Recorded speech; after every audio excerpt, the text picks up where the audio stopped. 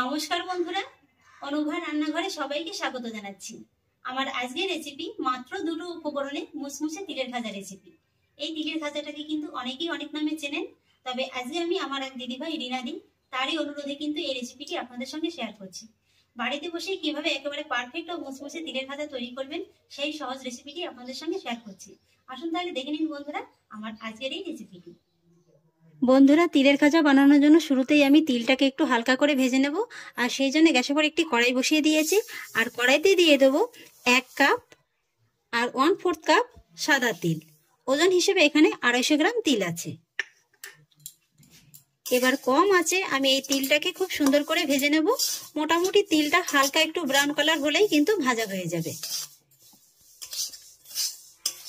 এই যে দেখুন বন্ধুরা, আমি তেলটাকে হালকা বাদামি করে ভেজে নিয়েছি।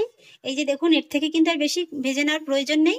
আর তিল ভাজার খুব সুন্দর একটা গন্ধ বেরিয়েছে।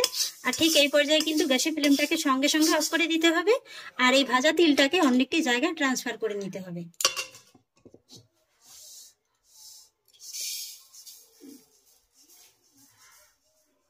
আর এবার এই তিলটাকে একটু হালকা ঠান্ডা করে নিতে হবে। এইভাবে যদি একটু তিলটাকে হালকা ঠান্ডা করে নেওয়া হয় তাহলে কিন্তু এটা অনেক বেশি সুন্দর একেবারে মুচমুচে হয়।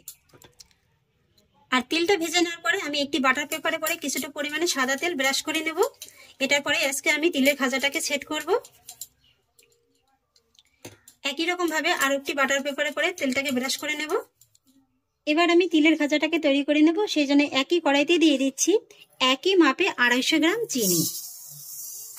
চিনিটা দিয়ে দেওয়ার পরে প্রথম অবস্থাতেই কিন্তু একেবারে নাড়াচাড়া করার কোনো প্রয়োজন নেই। গ্যাসের ফ্লেমটাকে একেবারে কমিয়ে কিছুক্ষণ অপেক্ষা করলেই দেখবেন এর ভিতর থেকে সুন্দর একটা ক্যারামেল হতে শুরু করে দিয়েছে।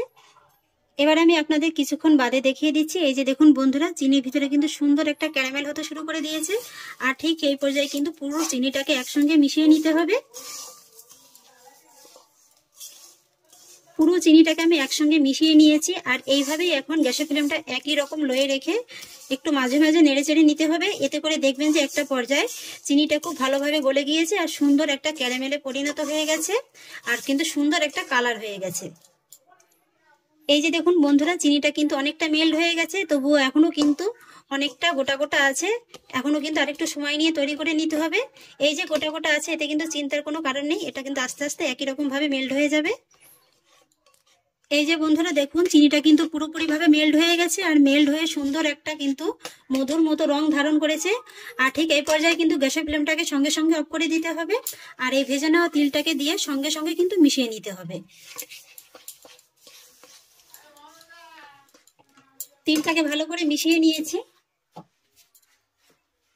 আর এবার এই তিলটাকে বাটার পেপারে করে সঙ্গে সঙ্গে ঢেলে নিতে হবে। এই কাজটা কিন্তু একটু দ্রুত করতে হবে বন্ধুরা, তা নাহলে কিন্তু এটা খুব তাড়াতাড়ি একেবারে শক্ত হয়ে যাবে। সঙ্গে সঙ্গে এভাবে একটু সমান করে নিতে হবে। আর তারপর সঙ্গে সঙ্গে আবারও বাটার পেপার দিয়ে হালকা হাতে একটু বেলে নিতে হবে।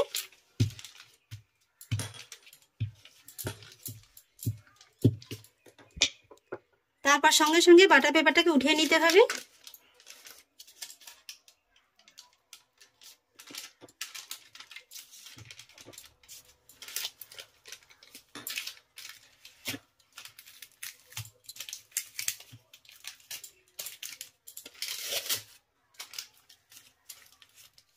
আর তারপরে গরম অবস্থাতেই একটু সাইজ করে কেটে নিতে হবে।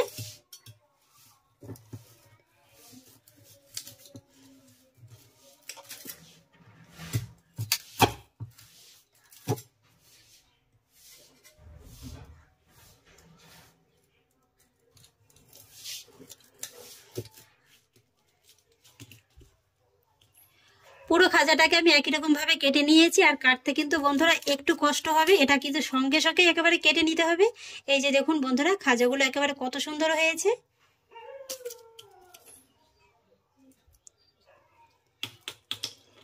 এই যে দেখুন, নিশ্চয়ই দেখে বুঝতে পারছেন যে খাজাগুলো কতটা মচমচে হয়েছে। আওয়াজটা শুনে নিশ্চয়ই বুঝতে পারছেন। কয়েকটি তিলের খাজা আমি একটি সার্ভিং প্লেটে সার্ভ করে নিয়েছি। আর দেখতে দেখুন বন্ধুরা, খাজাগুলো একেবারে দোকানের মতো লাগছে না? এবার একটি খাজা আমি আপনাদের একটু ভেঙে দেখিয়ে দিচ্ছি। এই যে দেখুন, খাজাগুলো কত সুন্দর হয়েছে। দেখুন কত সুন্দর একেবারে খাস্তা হয়েছে। আশা করি নিশ্চয়ই দেখে বুঝতে পারছেন যে খাজাগুলো কতটা খাস্তা হয়েছে। আর এই খাজাগুলো দেখতে যেমন বন্ধুরা দোকানের মতো, খেতেও কিন্তু একেবারে দোকানের মতোই সুস্বাদু লাগবে। এই যে দেখুন। তাহলে আশা করছি বন্ধুরা আমার আজকের এই তিলের খাজা রেসিপিটি আপনাদের খুব ভালো লেগেছে।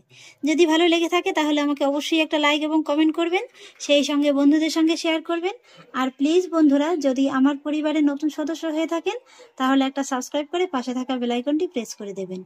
ফিরে আসছি এরকমই পরের অন্য কোনো নতুন রেসিপি নিয়ে। সবাই ভালো থাকুন, সুস্থ থাকুন, ধন্যবাদ।